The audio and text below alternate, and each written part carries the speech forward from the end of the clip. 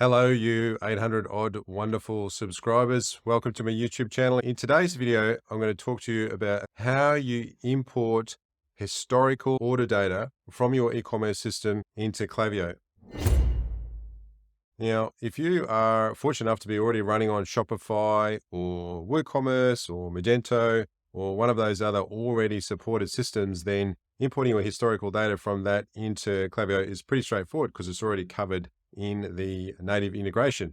But if you're running on another system that doesn't have an integration, such as Post, Commerce Cloud, or something else like that, then you're going to want to import all of your historical order data into Klaviyo so that you can leverage that data from the get-go rather than having to start from scratch.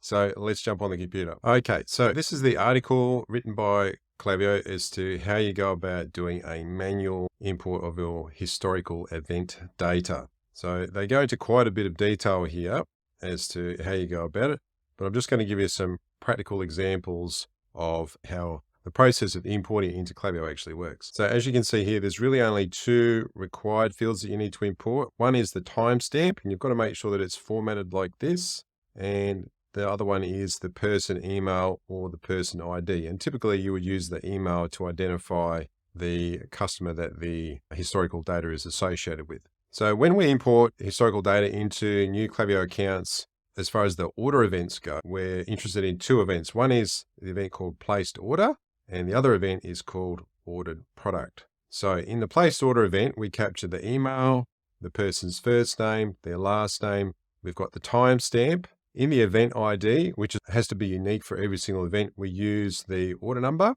and then we've got the value. We've got the order ID, which we capture as a custom field. We've got all the brands that are associated with that particular order, regardless of whether there's one or there's 10 different line items.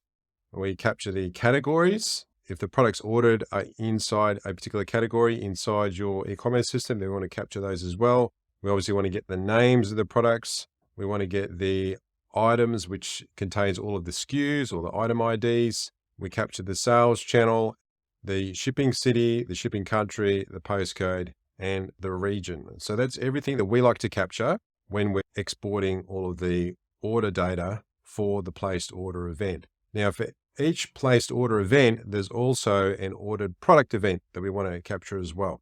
So if we go across to the other tab, you can see that for every item, there's the person's email, there's the timestamp. Now for the event ID, what we're using here is the order number, and then we use a hyphen and then the line item. So for this particular order, we've just got one line item. So we've got a -1, and then we've got the order line number as a separate field as well, just so there's no confusion. We captured the SKU, the product name, the value, the quantity that was ordered, the categories, the category IDs as well, and the brand. Brand is really important because you can use that later on to create segments based on we want to see all the people that bought this particular brand. Or you can go, they bought this brand, but they didn't buy this brand, or they bought this brand and this brand. So you can then create segments and customize and send more personalized campaigns or even flows to those people. On lines 3 and 4 here, you can see we've split this order out into two lines. So we've got order line number 1 and order line number 2. So I'll leave a link to this example sheet so that you can download it and use it yourself as a template if you want to. So once you've got your data formatted correctly, then you need to save it. So we're going to go File and Download, and you download it as a comma separated file. And what I like to do is keep the name of the file as the name of the event. And then we'll do the same with the ordered products. So we've downloaded those files, and now we want to import those into Klaviyo. So to import your data into Klaviyo, you go to your Klaviyo account and you go to integrations, and then you go to the part which is uploading as CSV. And now you can upload the file from your computer. So let's upload the data for the placed order event firstly. So we've got our placed order event data there. Open that. And obviously with the name of the event, we're going to call that placed order so that it matches the built-in event that's already there in Klaviyo. And the time zones, we always make sure that they're in UTC. And you can see these are all the customer properties that we're capturing. So we've got the email address, the first name and last name. We've got the timestamp. And then we've got these additional properties which match with the columns that we've got set up in our download file. And we click on Start Importing Events, and that's now completed. So now I'd like to see that event. So I'm just going to search for one of the profile email addresses that we've imported. And we can see here is our placed order event, and all the details that were in our import file have been imported to that particular event. So let's go ahead and import the ordered product event. As we did before, we go to the bottom left-hand corner, we go to integrations, we go uploading as CSV, and we select the file. Just a note, when you're importing these events, they may not appear straight away. I found there was about a 1 or 2 minute delay before I could see the new profile that I created and the events that were associated with it in the Klaviyo account, but you won't have to wait long. I'll search for that same profile again. And here we go. So you can see that we've got our placed order event, which is there, the one we had before, but now we've also got the ordered product event, which has more details about that particular order, and there's just one line item.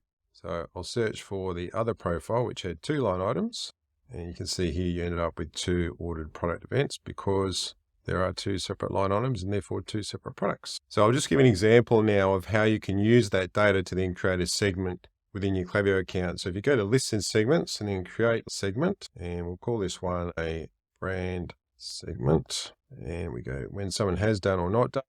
So let's say we wanted to capture someone who has placed an order at least once over all time. Let's add in a filter, but we want to grab a particular brand. So there's our brand there. So let's grab one of those and we'll create that segment. So you can see I've imported this data a couple of times with different names. So these are all the people that have that particular brand in their placed order event. And you could do the same with the ordered product event as well. I'll just give you one more example. So let's clone this segment and we could call this a category segment. So once again, we can leverage placed order, but instead we could search for particular categories. So we can specify one of these categories here.